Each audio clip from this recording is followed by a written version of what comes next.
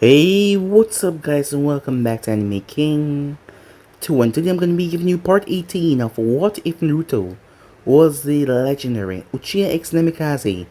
Remember to get this one to 100 like as usual, share this to all of your friends in your social media platform, and also guys, I posted a brand new series over on Anime King 3 of What If Naruto was a perfect experiment, so go ahead and check out that and enjoy guys. And I also post a brand new episode of What If Kaguya fell in love with Naruto and joined him over in Anime King. So go ahead and enjoy that. And I also post a brand new episode of What If Naruto was one for Legendary 7, so go ahead and enjoy that as well guys. And remember, if you're new, to go ahead and click that red subscribe button and become a part of the Anime King family. And thank you for all of your help and support, and yeah, without further ado, we'll just begin this new episode. Start the intro.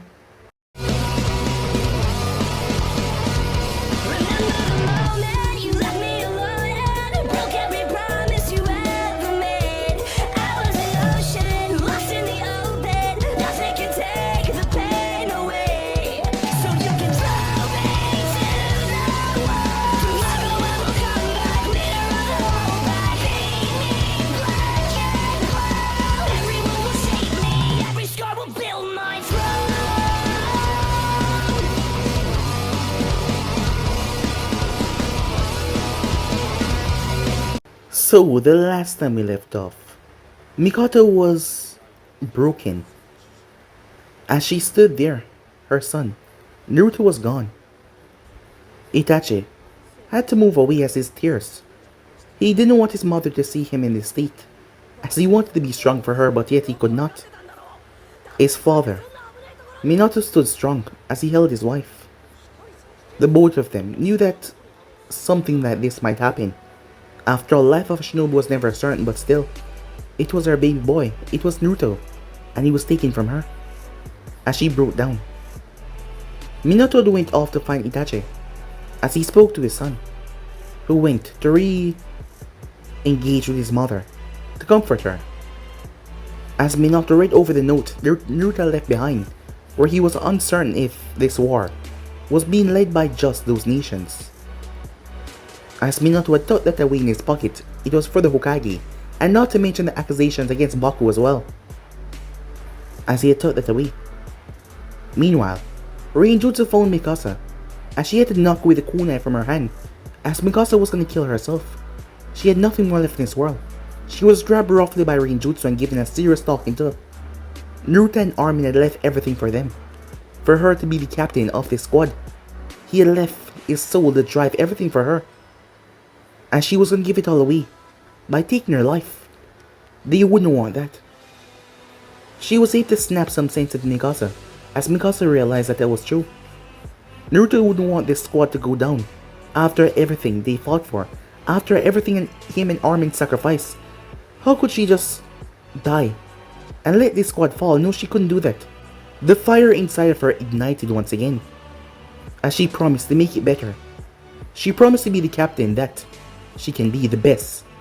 Meanwhile, as Naruto was with Kushina, as Kushina clone came back with the dire situation for the rebels of Kiri, as Naruto made his way as he left the blood clone behind with Kushina, he arrived as he was able to quickly infiltrate the captain ship. None of them knew what hit them until Naruto ended their life rather quickly, as he used his Sharingan to get all the information, and he told the man to launch all the missiles. When the order was given, as he went towards Remy was with his disguise, he used his Sharingan to use his technique. And Mei thought of him like a friend, like she has known for a long time now. She spoke to him so casually and normal. As Naruto led the entire line, everything went to hell seconds later, as many of the ninjas sacrificed themselves for their people, as Naruto gained a lot of respect for them. But not only that, as Mei and the others went in the bomb shelter, as everything went off, the missiles ignited. All of the thousands of Kira shinobis wiped out within seconds. As Naruto was gone in a swirling vortex, Mei and her shinobi survived. Everything else was decimated. As Naruto came face to face with Yagura on the sea. Well, given that he had the three-tailed turtle inside of him, it was a given that he was hiding underwater. As the both of them started the fight, as Naruto would do anything for his dream to come true. He knew that the man was being controlled, as Yagura could not control it. He was happy that Naruto was gonna kill him. He couldn't tell anyone or do anything about it, but he was happy that he was finally gonna die. As a raging battle started between them, as Yagura saw Naruto's Sharingan. As Yagura did something, as Naruto heard voices, and he looked to see Armin, and then Kitetsu. So yeah guys, that's basically as we left off. You guys can switch across the place, check it out for yourself. So this will begin this new episode. Why Naruto? Why can't you face us? Said Kitetsu. It's because he has changed. Why Naruto? Said Armin. You're letting your darkness overcome you. I gave my life to save you from the darkness. Why Naruto? You were supposed to be my brother. You were supposed to take care of Mikasa, Armin said angrily. I'm trying, Armin, Kitetsu. I'm trying my best to create the world, which was our dream, said Naruto in a pleading tone. He could face the wrath of the entire world, but besides his mother, he knew that his two best friends were the few that he could never look in the eye. You only think about your pain, said Kitetsu as he shook his head. As Naruto's eyes turned murderous. This was not real. As a key exploded from his body, dispelling the illusion. As Naruto turned towards Yagura. You're dead. Amaterasu! Yagura had to instantly use his Bichu chakra as he dodged a ball of flames that was fired by Naruto. But he didn't have much time as Naruto flashed in front of him, his feet already whipping through the air as Naruto cracked two of his ribs. As Yagura was sent sailing before he came to a stop, clenching his chest. All of you think that your way is the right way, that you have the right to judge people. Then why am I a monster when I just want to follow my dreams, said Naruto, as he flashed away and kicked Yagura in the back. As Naruto flashed around and beating him down, another powerful punch as Naruto crashed it in Yagura's jaw, launching him backwards. I lost everything once. I won't let that happen again, said Naruto as he clasped both of his hands together. Wood release. Great force technique. His hands transformed into wooden branches and dashed after Yagura. Yagura jumped back as he tried to avoid them, but they were not stopping. He pulled out his bow as he slashed them in half. I will destroy that power which the ninja villages use to wage war, no matter what darkness awaits me, because in the end our names will vanish with the sands of time, and the only thing that will remain is our legacy, and my legacy is to fulfill my dreams, said Naruto. More wooden hands erupted upwards, but Yagura was a lot faster and was dodging them easily this time. Do you still believe that people can understand each other? After 4 Great World Wars, said Naruto in a sarcastic tone. I don't know. It sounds too unrealistic, said Yagura, as he constantly dodged incoming attacks. I never asked for this war. I truly wish for peace, yet I was dragged in this war. My dream of protecting my two best friends was shattered by this cruel world. One after another my comrades died, and still, in the end, there is still no end to this war. The peace that Armin and Kitetsu died for is still just a dream. It's because the ninja villages has power that they use to wage war against each other. So I'll take away all their power, said Naruto. Despite all the pain and anger Yagura saw, that Naruto was truly hurt by this war. He could clearly see that Naruto was suffering inside, although everything that he said was true. You and I are the same. We were forced to do things that we never wanted to do. Naruto, you're only trying to bring peace in your own way, said Yagura. As Naruto's anger reduced, we are only humans, Yagura. Simple people that are driven by their sense of justice. This is my justice, said Naruto. Tell me then, how would you stop this hatred? Asked Yagura, as both of them came to a stop. I want to create this empire for the very purpose of stopping this hatred. The ninja villages still don't understand what true pain is and how destructive wars really are. But this war will be the stepping stone for peace, when they will become truly vulnerable, when they lost all their powers.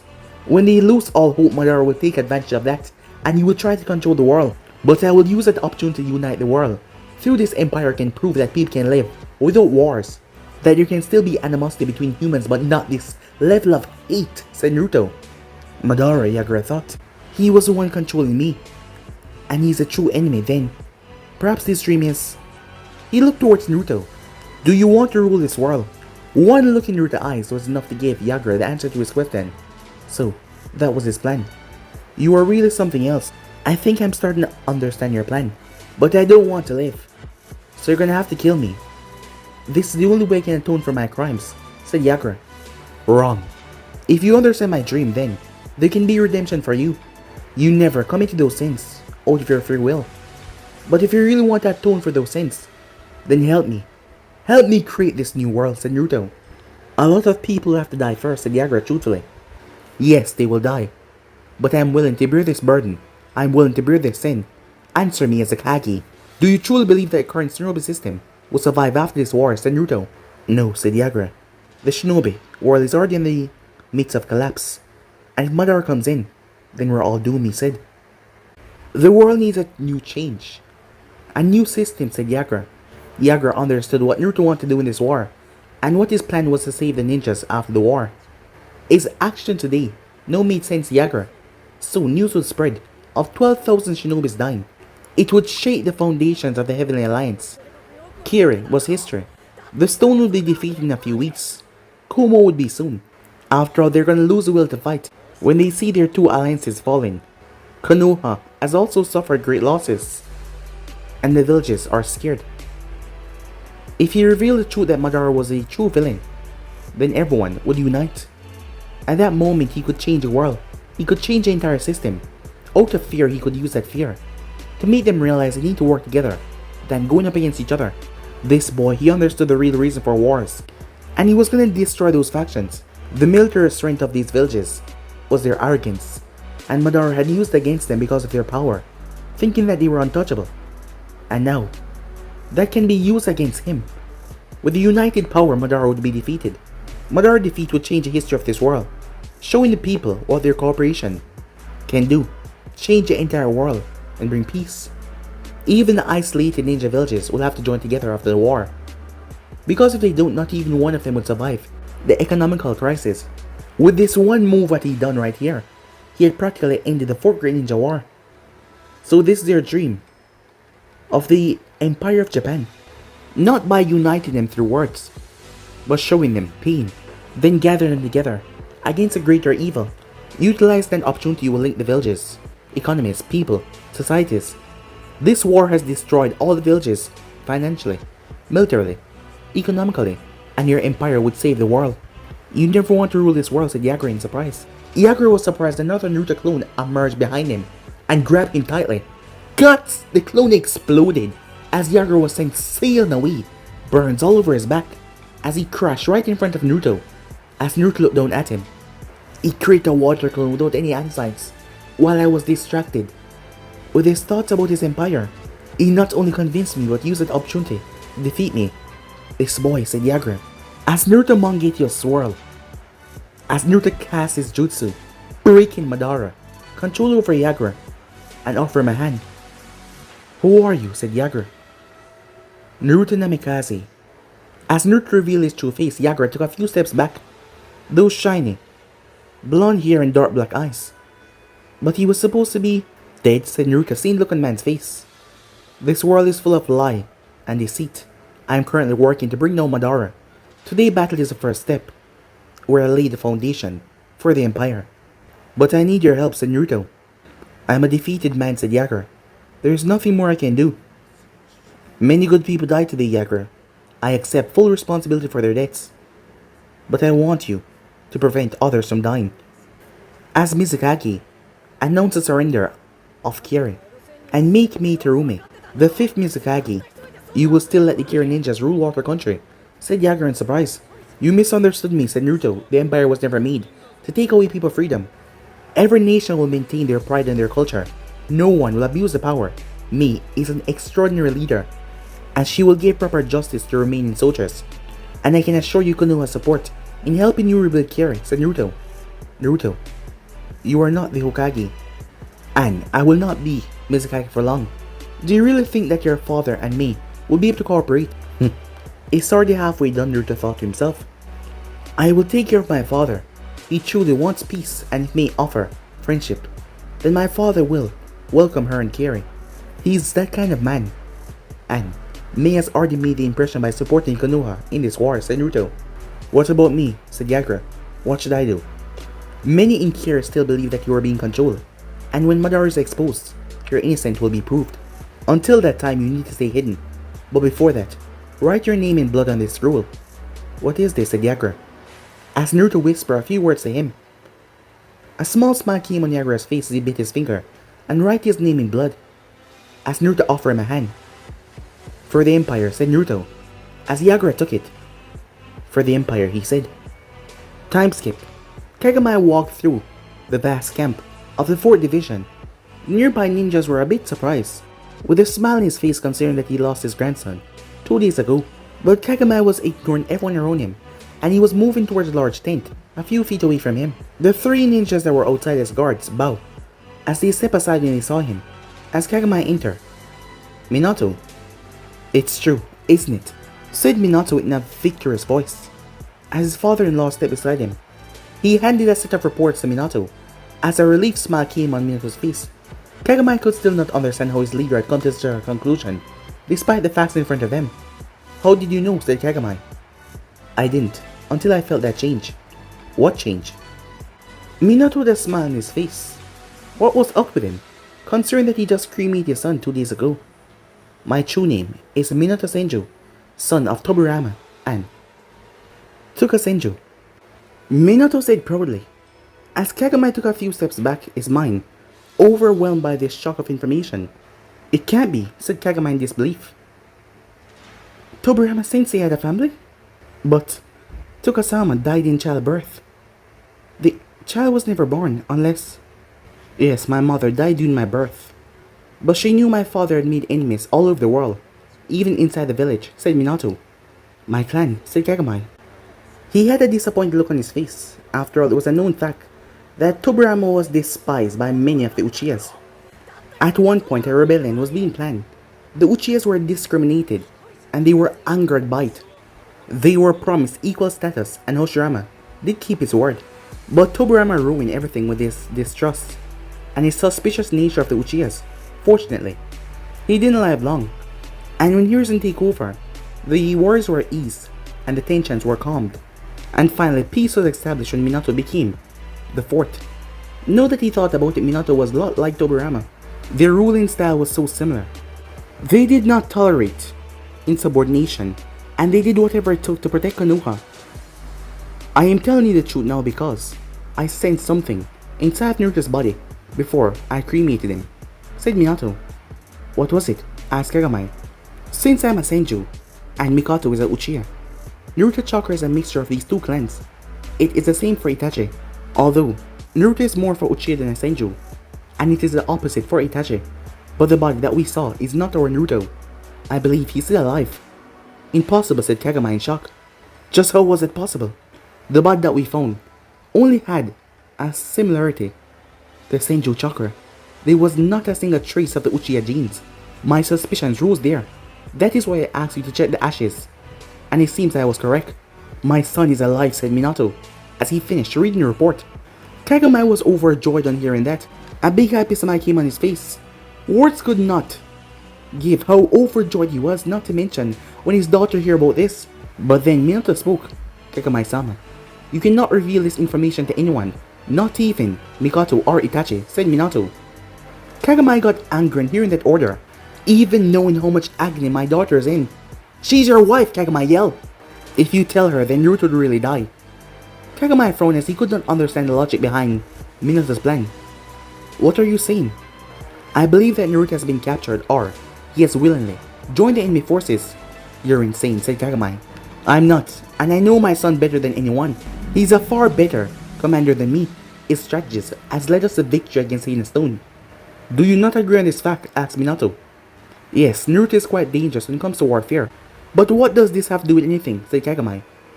"He left me a letter saying that he believed someone was influencing the Heavenly Alliance, and this war was started by that person. And Orochimaru is a part of this organization," said Minato. "The mysterious organization called the Akatsuki. But we have received no information regarding their movements after the meeting with those cages all those years ago," said Kagami. "Except Kushina and Kisame, who attacked our forces on Miyasuta Island, who were most likely a part of the Akatsuki. It all makes sense now. Where Kushina was all these years, and why we couldn't find any information about her. Naruto must have realized that she was a key with Jinchuriki in their battle, and I believe he entered this organization to find the real mastermind behind this war," said Minato. Kagami was baffled on hearing this plan. It was downright devious, but then again, Naruto never played by the books. He was an unpredictable person that not even Kagami could understand. Before he could ask any other questions, a messenger rushed inside. As he collapsed on the floor, Minato raised his hand, making the man take deep breaths. Once the man was calm, Minato looked down towards him. As the man gave him a generous bow, report to Minato, Hokage-sama Kiri has surrendered. The 4th Mizukage Yagura has accepted defeat. Kagami and Minato's eyes widened in shock and joy. Was the war really ending in their favor? What happened? Kiri was faring quite well in this war, said Kagami confused. Yes, they were in fact. Yagura attacked our rebel forces at the south border a few hours ago, with 12,000 ninja, the messenger said. As both men's eyes went wide. Tell us everything, and why the hell we were not able to detect such a huge enemy movement, said Kagami. Apparently the enemy performed some kind of fuinjutsu that delayed the SOS request from Meitorumi. By the time our forces reached there, the entire army that came from Yagura's side had been killed, and the Mizukage had fled. 12,000 dead? All of them? How many did we lose, said Kagami. We lost 97 rebel soldiers. The fort was destroyed as well, but Meitorumi and the rest of them are alive. Kagami-sama, Hokage-sama. Meitorumi has asked me to tell you that a single Konoha shinobi helped her in achieving his victory. He was a young boy, probably 15, and he devised this entire battle plan. And he was the one that probably defeated Yagura. Both men's eyes widened on hearing that. As Kagami looked towards Minato, so it really was him. A sense of relief spread across Minato's body. Minato walked towards the messenger and placed a hand on his forehead as a seal grew brightly. You can go now. Yes, my lord. The messenger left like nothing happened. What did you do to him? Asked Kagami. I seal off his memory from today, so we can be the only one here that know about this information, said Minato. Do you really think it's him, said Kagami. He really wanted to believe his grandson was alive, but that also proved the fact he went rogue, and now he was out there on his own. There is no other military commander in Fire Country or Konoha that can achieve such a victory. He is spying from within the Akatsuki. That is where he must have gotten information about the surprise attack, which he used to plan out his strategy and take them out. And without Baku or Jiraiya, I doubt anyone else could come close to taking out Yagura. He was a Jinjutsu of the standby. This prove it. Naruto is alive. I still think we should wait for a few more days before jumping to conclusions. Despite all these facts proving that he's alive, it showed that he's acting on his own. If Naruto had been captured, he would have left a hint behind for us to rescue him. But right now he's behind enemy lines, without any backup, said Kagami frustratedly. A thought went into Minato's mind. All the evidence was against her, but he wanted to believe that Kushina was working with him. And that is how Naruto survived, as they all planned this out. I will try to find him on my own. No one else must know about this, said Minato. Naruto is my responsibility. Kagami gave him a small smile, but still, he has broken all the rules of Black Light, if found. By the code, he should be executed, Kagami said. Minato clenched his fists. He's my son. Naruto has always fought for Konoha with everything he got. If he has broken the rules, there will be punishment, but no one has the right to execute my son, except me. And if anyone dares say otherwise, they will have to go through me first, said Minato. But Blacklight and Baku are my subordinates, said Minato. I am the 4th Hokage in Konoha is under military rule. No one's above me, and I will not tolerate insubordination from anyone. You do remember what I do, right? Said Minato sternly. It's been a lot of years since Kagami had seen Minato behave in this manner once again. Last time, Danzo had tried to go up against Minato, and Minato had made him suffer. His teammates were stripped of all their power, Root was disbanded, and Danzo lost one of his arms, and not to mention Minato had placed him up on a post for 2 days to make everyone see how ruthless he dealt with his enemies and a threat. Danzo had pleaded and begged for mercy, only on the insistence of Kagami and Hiruzen and the elders. Minato was reasonable enough to release him. If not for this war, Danzo would be living a lonely, constant civilian life under the police force. Ever since that day, no one had any doubt to threaten or go up against Minato in the Fire Country. Understood, Hokage-sama, said Kagami. But Kagami was happy. Naruto, you're such a troublesome child, but it's good to see your father will always protect you no matter what, Kagami thought. Time skip. As Naruto stood in front of thousands, children, women, men, all of them looking at him, the children's eyes were so innocent, yet they had slashes and cuts all across their body, some of them had your throat slashed. Why did you kill us? Why? As all of them rushed towards him, he was petrified, he was stuck. Until he felt a hand on his shoulder. You should not put such a heavy burden on you, brother. As Naruto turned to see Armin. Armin. As all the dead souls were coming for him, all the innocents that he had slaughtered. I did this, said Naruto. As Armin looked at him with a smile. Even if the entire world turned against you, I'll always be by your side. As Armin shoved Naruto. As Naruto felt himself being pushed back. As Armin had a peaceful smile as all those people jumped upon him. Rick ripped him apart. Promise me that one day you will return home. Armin, Naruto cried out. Naruto jumped out of bed as he looked around. As he was in the Akatsuki base. It happened again. He reached up and removed his face mask that was covered in blood. He threw it in the nearby bin. A tired sigh escaped his lips as he looked towards Miru and he saw a flash of all the dead as he fell right on his butt. As a horrified look came on his face. That was the scene that Kushina Uzumaki walking on. Naruto, she said. The terrifying look turned into a glare as he looked towards Miru. Hang in there, Armin. I'll get you out. Kushina frowned at that. The hallucinations were getting worse as they passed on. Ever since he came back from the beach, he couldn't sleep, and he was barely holding himself together. She was no doctor, but she understood that something was wrong with Naruto. Kushina was angry with him. He had killed 12,000 people after saying that he would create his empire with the least amount of bloodshed. But then he went on to create a massacre. But Kiri had surrendered, and the war was coming to an end. So in the end she had to agree to this bloody massacre. But that was not what she was concerned about. She was worried about his power, and how deep Armin's death had affected him. The symptoms in Naruto was even worse than the symptoms that she saw in Kakashi all those years ago, when he lost his two teammates. It was after Armin's death he awakened his Mangekyou. His darkness resurfaced in his subconscious mind, and now he was losing himself. But what was the reason behind all of this? Regardless, they had to attend an emergency meeting with the rest of the Akatsuki. Naruto! Her voice snapped him out of his imaginary world as he looked at her in shock. He didn't even know that she was right there. What are you doing here? Said Naruto as he got to his feet. Kushina watched as he pulled another face mask and placed it on. He took a few deep breaths and then he returned back to normal. He looked at her as he saw the same anger in her eyes because of what he did. We have been summoned for emergency meeting. Get dressed, she said. He gave her a small nod. He put on his cloak as he was adjusting his blonde hair. Go ahead, said Naruto. You can blame me. After all, I did kill them all. She stepped beside him. He saw her reflection in the mirror. She was dressed in her Akatsuki clothing. Her long red hair was tied in a ponytail. Her headband was placed on her forehead. But he could not understand the gaze that she was giving him.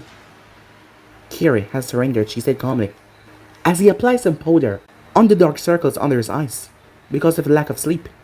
It's not possible for you to understand. There are times when you have to abandon your humanity and become a monster in order to overcome evil, said Naruto. Is that the only way to win? She said sadly. It's one possible way to defeat the evil. I think I can do it, said Naruto. She frowned at that. Tell me, if you really become that monster and defeat the evil, would it be a victory in the end? She asked. It will not be easy to overcome, said Naruto. I know this world is corrupt, said Kushina, and we need a new system. But I and everyone that we still care about would still be defeated if you get lost in the process of creating this new world. Why do you always cross limits and risk your life? No matter what you do, Armin won't come back, she said. I know, said Naruto, as he turned to look her in the eyes. But at least, it will make me die peacefully. As he walked by her, watching him move past her and go towards the door, made her even more sad, but at the same time, she could not tell what he wanted in reality. All this fighting that he was doing, this dream of a new world, all of it was connected to you're doing everything for Armin. You only want to live in the world with your best friend, isn't it? As Naruto paused, all of his life he never had any true friends. He was constantly surrounded by people because he was a Hokage's son, nothing more, nothing less. But Armin and Mikasa became his first two best friends. They were the first relationship that he formed outside of his family. Mikasa was a unique girl that always supported him no matter what, but there were times that she couldn't even understand him. But Armin was different. He saw and understood the darkness that resided in Naruto. But yet, despite that, he still stood by his side. He had seen his memories. Naruto was a selfish person in the beginning. He entered the war just to protect Itachi. He never cared about his comrades one bit. He just wanted to protect Itachi in the beginning. But Armin changed that. He taught him teamwork, the value of friendship. Before he knew it, Armin became his role model. A person that cared for everyone. A person that accepted Naruto's negative traits. And despite knowing them, he still stood by his side. How could someone be so generous?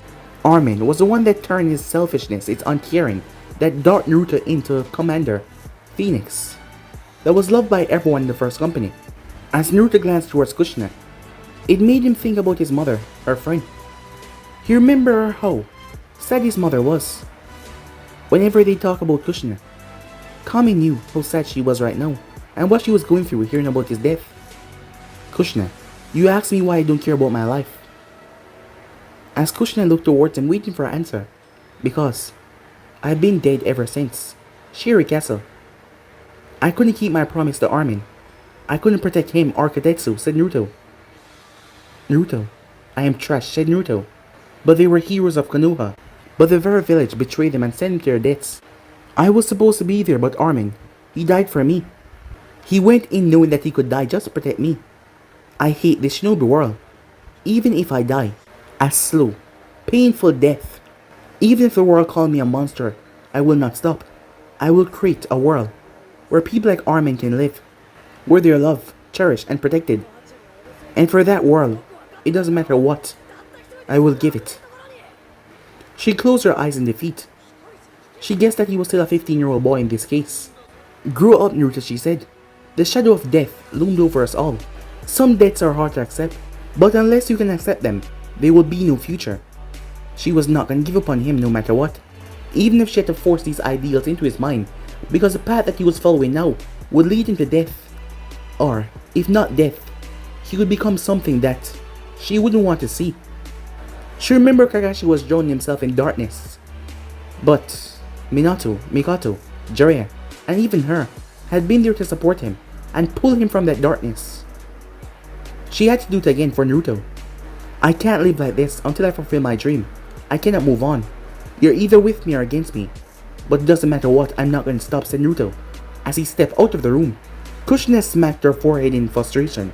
He really was the most stubborn, confused, mysterious person she ever met. As she sighed.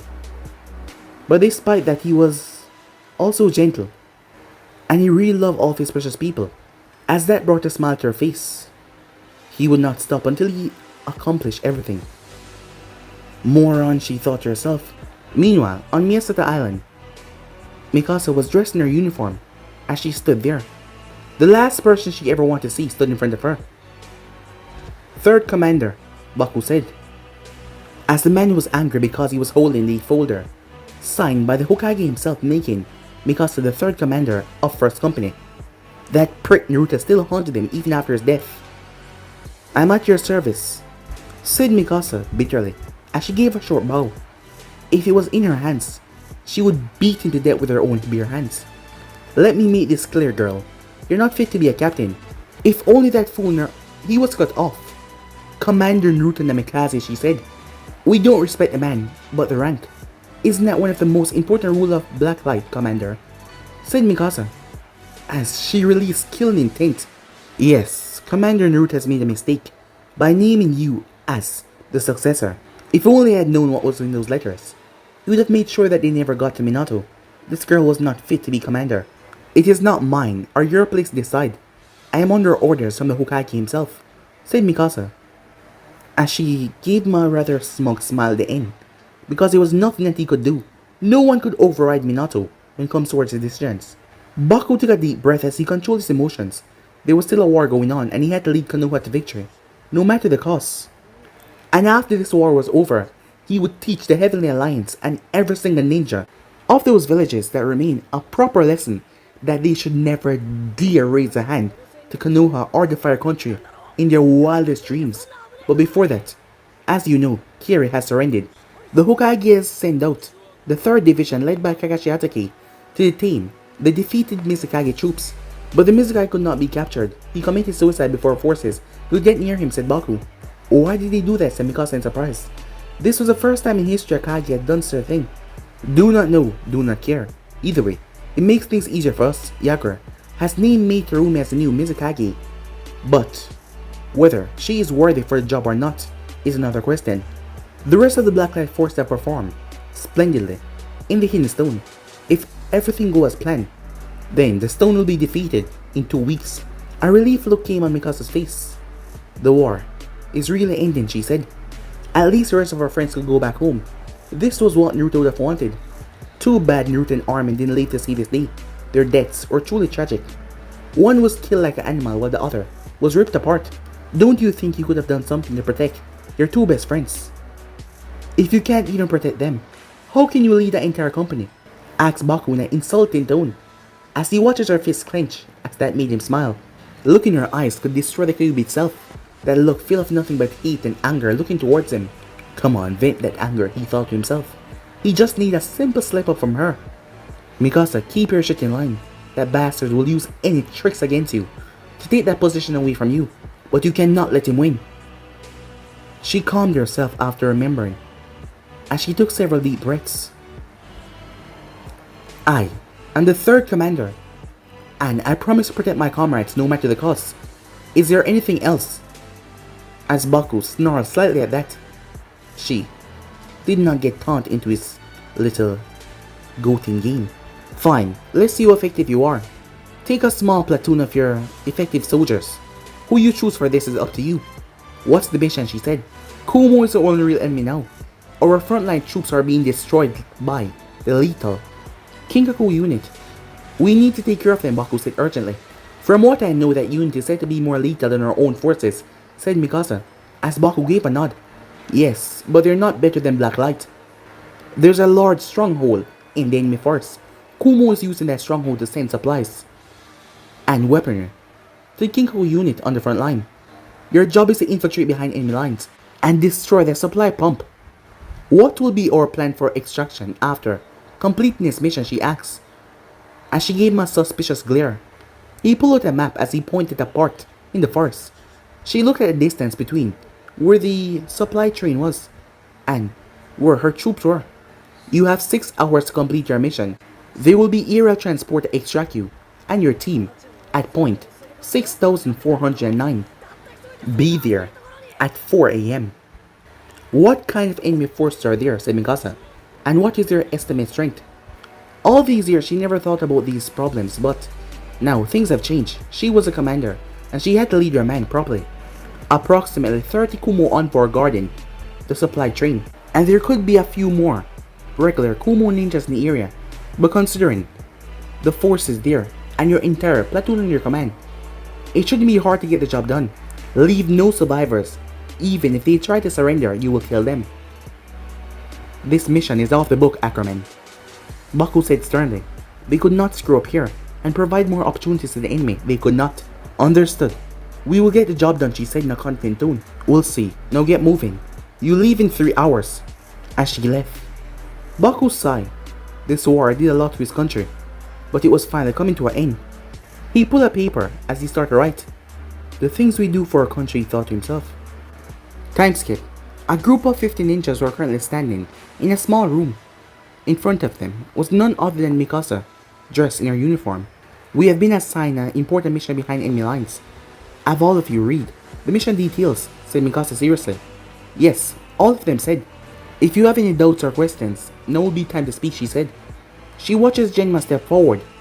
Captain, is the intel accurate? We do not want tragedy of Shira Castle, or our last mission to happen again. Mikasa noticed the others and their eyes. They want to know the same thing. Everyone, I know how you feel. There's a lot of risks in this mission, but we have to do this in order to end the war, she said. We owe this to our fallen comrades, she said. What is our plan, Captain? Izumo said. If Naruto believed that she was fit to lead, he would place his fate in Mikasa no matter what. She smiled. She spotted their friends standing in front of her. Genma, Izumo, Renjutsu, Haku. Shizune was now recovered. Iwashi and Anko had volunteered to join this mission in order to support her. We will divide ourselves into 2 teams. The strength of 24 ninjas. I will be leading one team while Wolf will be leading another one, said Mikasa. Understood, Captain, Izumo said, as she showed a handmade drawing of the enemy position. The depot is surrounded by walls from all sides. Electricity is constantly moving through the bag wires, so we cannot climb or jump over the walls. That leaves us with only two options, she said. As I watched she spoke, we can either attack it from the air, or attack from outside, he said. Precisely, we don't know what kind of traps the enemies have placed on the ground, so our only option here is an aerial strike. We cannot just drop bombs in place. It will attract the nearby force, and we will get boxed in. We need to go in there quietly and finish it off. Leave no survivors, said Mikasa. Yes, they said, as the group went over the plan. A few hours later, as Renjutsu noticed the large depot in front of her, as she saw Anko on a nearby tree, who gave her the signal, everything was clear on her side. Mikasa ordered them to communicate only through hand symbols. She spotted the dangerous traps all around, filled with explosive tags. Mikasa was right, it was impossible for them to attack from the outside without alerting everyone inside the depot. There were 4 towers located, and they were currently being occupied by 2-man teams of the enemy forces. Their intel was correct this time. Bag wires were all over the walls, and electricity was coursing through them, preventing anyone from getting up there. Plus, the place was open wide up, so if they went out there, they would be spotted easily. There was no shade, no trees, nothing at all. Anko, ready your kunai launcher. On my command, you take out the Anbu teams on the west and south towers, while I will eliminate the ones on the north and east towers. Renjutsu gave her the hand signal, as Anko hand signaled back. Acknowledge. Renjutsu created her chakra arrows as she took aim as Anko held up her launcher. She gave her the signal.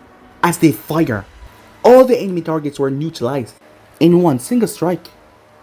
The clouds then move over and cast a shadow over the entire area. Snake changed position, inbound Blacklight team in 30 seconds, Renjutsu said, using her hand signs. Both of them made their way towards the largest tree as they saw their comrades descending down, with Mikasa at the front. Renjutsu and Mikasa focused their aims right on the Anbu forces on the ground. Boom! Chaos spread as the entire Blacklight team landed right inside the depot. Mikasa launched 3 kunais as she took out 3 enemies at once, as a man jumped right towards her, and 2 jumped from behind. All of them were sniped out, as blue arrows pierced through the back of their head by Renjutsu. Mikasa pulled her blade and blocked the sword slash, as she knocked away the man's blade and sliced his throat. Many of her teammates had started fighting with the nearby Anbus. It would be over soon, but something felt off. A scream went off on her radio. It was a Blacklight, one of her comrades. Impossible, it can't be. Ambush! Mikasa's eyes widened as all of the enemy forces poofed away, and she felt massive amount of chakra spread in the entire supply chain. Team 2, Wolf, what's going on? She said. Genma and the others heard explosions. Something was moving through the shadows. Captain, boom, another explosion went off. As the explosion went off where Team 2 was, before Mikasa or the others could digest this shock, they were surrounded by 20 mysterious ninjas, dark black trousers and light green pants. Their faces were covered by animal masks, and there were black swords on their back instead of any village insignia. On the top of their masks there was a word, Demon. They were the demonic unit of the Kinkaku. Ops for Kumo. Damn you, Baku, said Mikasa as she realized what happened. That bastard set us up. This is not a supply chain. It's a Kinkaku goddamn base, said Genma. The remaining soldiers took a step back in fear. The Kinkaku members were composed of the best unit in Kumo. Throughout the 4th Great Ninja War, they had destroyed entire platoons of Konoha ninjas. These ninjas even killed the second Hokage a few decades ago. But still, the Kinkaku unit was 28 soldiers, but right now, only 20 of them had surrounded the team. Shizune's eyes widened as 2 bodies were thrown at her feet, as it was Izumo and Hana. They were hurt badly. She didn't even know if they were alive. I watched, she saw another 8, so they were the ones that attacked Izumo's team. To think these 8 slaughtered an entire team of Blacklight soldiers. Mikasa looked towards the tall Kinkaku soldier that looked right at her. There are 28 of them that surround my team. Izumo and Hana are badly hurt, and I can't sense a single other chakra signature from Team 2. That means... Mikasa thought sadly. These enemy units were not just masters in fighting, they were masters at psychological warfare. As the unit that she was now with looked towards the bodies of Hana and Izumo with a terrified gaze. Some of her soldiers were rookie, fresh out of training. She had to get her team out of here. There was no way that her team, these rookies, could fight the Kinko unit. They would be slaughtered. As she looked towards Shizune and 4 other Blacklight soldiers who had kunai launchers with them. The Kinko unit was famous for their speed and assassination techniques. They would butcher them with their speed. So it was plan B then. The Kinko turned as one of their soldiers fell dead on the ground. Mikasa threw several smoke bombs. As Iwashi and Shizune grabbed Hana and Izumo. Scatter, she yelled! The entire Blacklight team sunshine out of the depot. But the Kinko forces were right behind them. The rumors of their speed was indeed true. Captain, we'll hold them for a few more minutes. You, get out of here, said Renjutsu as she and Anko fire off another volley of attacks. Earth style. Earth wall! The Kinko unit created a massive earth wall to protect themselves from the arrows and the kunais. As a thought popped into Mikasa's mind. Renjutsu, Anko, keep the enemy forces pinned down. I want to do something. You got it, Captain, said Anko. As she released a dozen more kunai on the enemy forces, Mikasa looked towards Iwashi and Genma as she gave them a nod as they all went through hand sign. Hidden mist technique. They released a vast mist. Iwashi threw paper tags towards the enemy wall. Binding sealing technique, he said. The seals start to go bright. The seals prevent any chakra usage in their vicinity. They block chakra pathways directly. But it was temporary. It meant they didn't have much time. Iwashi flashed Johansson again. 4 seals glow in a box around them.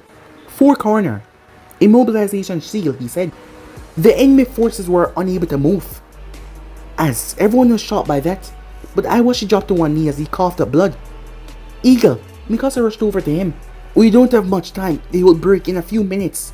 They were strong, really strong. Understood. Let's get out of here, said Mikasa. As Renjutsu and Anko came beside him, and they all sunshine away.